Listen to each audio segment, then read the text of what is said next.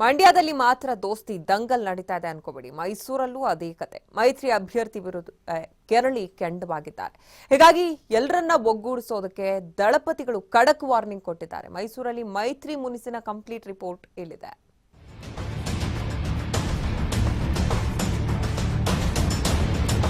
ಈ ಬಾರಿಯ ಲೋಕಸಭಾ ಚುನಾವಣೆ ಕೇವಲ ಚುನಾವಣೆಯಾಗಿ ಮಾತ್ರ ಉಳಿದಿಲ್ಲ. ದೋಸ್ತಿಗಳಿಗೆ ಅಳಿವು ಉಳಿವಿನ ಪ್ರಶ್ನೆ. ಮೈತ್ರಿಯೊಂದಿಗೆ ಲೋಕ ಸಮರಕ್ಕಿಳಿದಿರೋ ಕೈತೆನೆ ನಾಯಕರು ಮೇಲ್ನೋಟಕ್ಕೆ ನಗ್ತಾ ಇದ್ರು, ಒಳಗೊಳಗೆ ಕುದೀತಿದ್ದಾರೆ. ಮೈಸೂರು ಕ್ಷೇತ್ರದಲ್ಲಿ ಆಗ್ತಿರೋದು ಅದೇ. ಮೊನ್ನೆಯಷ್ಟೇ ಜಿಲ್ಲೆಯಲ್ಲಿ ದೋಸ್ತಿ ಅಭ್ಯರ್ಥಿ ಸೋತ್ರೆ ನಾವು ಹೊಣೆ ಅಲ್ಲ ಅಂತ ಜಿಟಿ ದೇವೇಗೌಡ ಕಾಂಗ್ರೆಸ್ ಬುಡ ಅಲುಗಾಡಿಸಿದ್ರು. ಈ ಹೇಳಿಕೆ ಹೊರಬಿದ್ದ ಬೆನ್ನಲ್ಲೇ ದೋಸ್ತಿಯಲ್ಲೇ ದಂಗಲ್ ಶುರುವಾಗಿದೆ.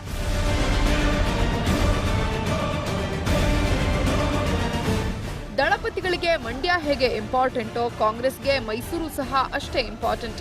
ಹೀಗಾಗಿಯೇ ಬಿಜೆಪಿಯನ್ನ ಕಟ್ಟಿ ಹಾಕೋಕೆ ಸಿದ್ದರಾಮಯ್ಯ ಆದಿಯಾಗಿ ಎಲ್ಲರೂ ಟೊಂಕ ಕಟ್ಟಿ ನಿಂತಿದ್ದಾರೆ. ಚುನಾವಣೆಗೂ ಮೊದಲೇ ಹೇಗಾದ್ರೂ ಮಾಡಿ ಮುನಿಸಿಗೆ ಮದ್ದು ಅರಿಬೇಕು ಅಂತ ಇವತ್ತು ಕೈತೆನೆ ನಾಯಕರು ಸಭೆ ನಡೆಸಿದ್ರು. ಈ ವೇಳೆ ಮತ್ತೆ ಅಸಮಾಧಾನ ಸ್ಫೋಟಗೊಳ್ತು.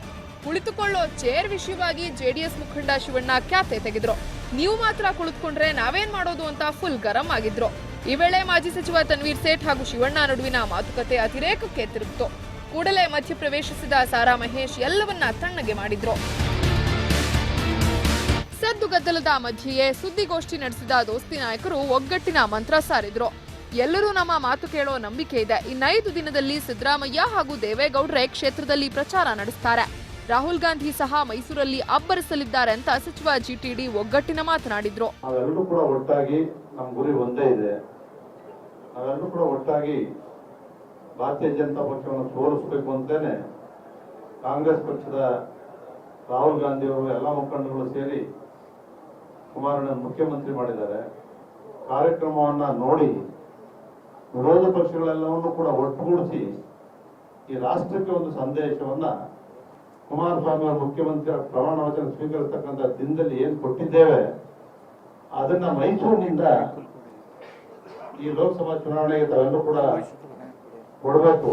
ನಂತರ ಮಾತಾಡಿದ ಸಾರಾ ಮಹೇಶ್ ಸಹ ಮುನಿಸಿಗೆ ಮದ್ದು ಅರಿಯೋ ಕೆಲಸ ಮಾಡಿದ್ರು. ಎರಡೂ ಪಕ್ಷಗಳ ಸಿದ್ಧಾಂತ ಒಂದೇ. ಸಾಕಷ್ಟು ಜನರು ಕಾಂಗ್ರೆಸ್ ಜೆಡಿಎಸ್ ಎರಡರಲ್ಲೂ ಕೆಲಸ ಮಾಡಿದ್ದಾರೆ. ಯಾರೇ ಮೈತ್ರಿ ವಿರುದ್ಧವಾಗಿ ಕೆಲಸ ಮಾಡಿದ್ರು ನಿರ್ದಾಕ್ಷಿಣ್ಯ ಕ್ರಮ ಕೈಗೊಳ್ತೀವಿ ಅಂತ ವಾರ್ನಿಂಗ್ ಕೊಟ್ಟಿದ್ದಾರೆ. ಬೇರೆ ಬೇರೆ ವಿಚಾರವನ್ನ ಇಟ್ಕೊಂಡು ಪಕ್ಷಕ್ಕೆ ವ್ಯತಿರಿಕ್ತವಾಗಿ ಕೆಲಸ ಮಾಡ್ತಾ ಇದ್ದಾರೆ ಅಂತ ಗೊತ್ತಾದ್ರೆ ತಕ್ಷಣ ನಮ್ಮ ಅಧ್ಯಕ್ಷರಿಗೆ ನಮ್ಮ ನಾಯಕರಿಗೆ ಅವರು ತಿಳಿಸಿದ್ರೆ ನಿರ್ದಾಕ್ಷಿಣ್ಯವಾಗಿ ನಾವು ಕ್ರಮವನ್ನು ತೆಗೆದುಕೊಳ್ಳುತ್ತೇವೆ. ಅಂದಹಾಗೆ ರಾಜ್ಯದಲ್ಲಿ ಮೈತ್ರಿ ಸಾಧ್ಯವೇ ಇಲ್ಲ ಅನ್ನುವ ಪರಿಸ್ಥಿತಿ ಇತ್ತು. ಆದ್ರೀಗ 1 ವರ್ಷದ ಸನಿಹಕ್ಕೆ ಬಂದು ನಿಂತಿದೆ. ಹೀಗಾಗಿ ಮುಂದಿನ ದಿನಗಳಲ್ಲಿ ಮತ್ತಷ್ಟು ಒಗ್ಗಟ್ಟಾಗಿ ಹೋಗುವಂತೆ ಎಚ್ ವಿಶ್ವನಾಥ್ ಕರೆ ಕೊಟ್ಟಿದ್ದಾರೆ. ಎರಡು ಪಕ್ಷಗಳ ಸ್ನೇಹಿತರು ಕೂಡ ಒಟ್ಟಿಗೆ ವಿದೌಟ್ ರ್ಯಾಂಕ್ ಅಂಡ್ ಫೈಲ್ ನಾವೆಲ್ಲರೂ ಕೂಡ ಒಟ್ಟಿಗೆ ಕೆಲಸ ಮಾಡುವಂತದ್ದಕ್ಕೆ ಎಲ್ಲರನ್ನು ಒಟ್ಟಿಗೆ ತಗೊಂಡು ಹೋಗುವಂತ ಒಂದು ಪ್ರಾಮಾಣಿಕ ಪ್ರಯತ್ನ ಮಾಡ್ತಾ ಇದ್ದೀವಿ. ಒಟ್ನಲ್ಲಿ ದೋಸ್ತಿ ನಾಯಕರಿಗೆ ಮೈಸೂರು ಮುನಿಸು ದೊಡ್ಡ ತಲೆನೋವಾಗಿದ್ದು ಕೈತೆನೆ ನಾಯಕರು ಒಂದಾಗಿ ಹೆಜ್ಜೆ ಹಾಕ್ತಾರಾ ಅನ್ನೋದೇ ಯಕ್ಷ ಪ್ರಶ್ನೆಯಾಗಿದೆ.